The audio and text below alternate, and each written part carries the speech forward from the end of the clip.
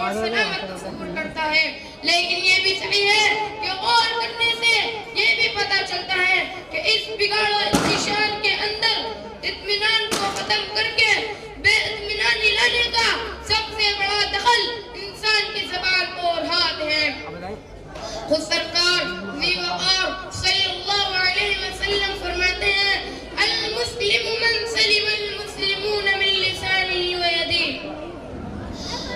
مسلمان کی نشاندہی خود حضور اکرم صلی اللہ علیہ وسلم فرماتے ہیں کہ کامل مسلمان کون ہے؟ فرماتے ہیں کامل اور کامیاب مسلمان وہ ہے جس کی زبان اور ہاتھ سے ایک دوسرا مسلمان محفوظ اور مامون ہو۔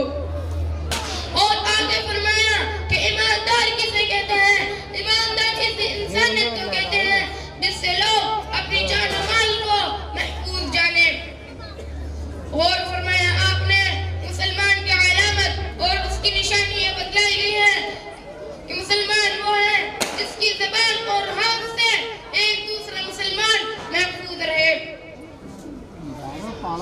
محترم سامعین اکرام، حضور صلی اللہ علیہ وسلم نے اپنے فرمان کے اندر سب سے پہلے جن چیزوں کا ذکر کیا وہ زبان ہے، جس کی زبان سے ایک دوسرا مسلمان محفوظ رہے۔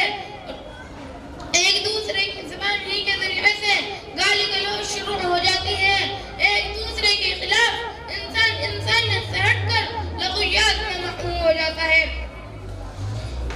زبان ہی کے ذریعے سے دل دکھتا ہے اور زبان سے لغویات میں پھنس کر خون ریزی کی نوبت آ جاتی ہے، یہاں تک کہ جب وہ جدال شروع ہو جاتا ہے۔ دوسرے لفظوں میں آپ یہ کہہ سکتے ہیں کہ آمین بالجہر سا معاملہ رفع دین تک پہنچتا ہے۔ اور یاد رکھیں انسان کو لاٹھی ڈنڈے سے جو تکلیف پہنچتی ہے وہ تکلیف آسانی سے ختم ہو جاتی ہے، بھالے اور ورچے کا غم مندمل ہونے لگتا ہے اور ختم ہو جاتا ہے۔ لیکن جب زبان کے ذریعے سے انسان کو تکلیف پہنچتی ہے تو وہ تکلیف بڑی دیر تک رہتی ہے۔ کسی شاعر نے کہا ہے نیزہ کا تیر کا تلوار کا تو زخم بھرا، لگا جو زخم زباں کا رہا ہرا کا ہرا۔ اللہ تعالی ہم سب کو زبان کی حفاظت کرنے کی توفیق عطا فرمائے، آمین یا رب العالمین۔ وآخر دعوانا ان الحمدللہ رب العالمین۔ ماشاءاللہ، بہت عمدہ، بہت بڑھیا۔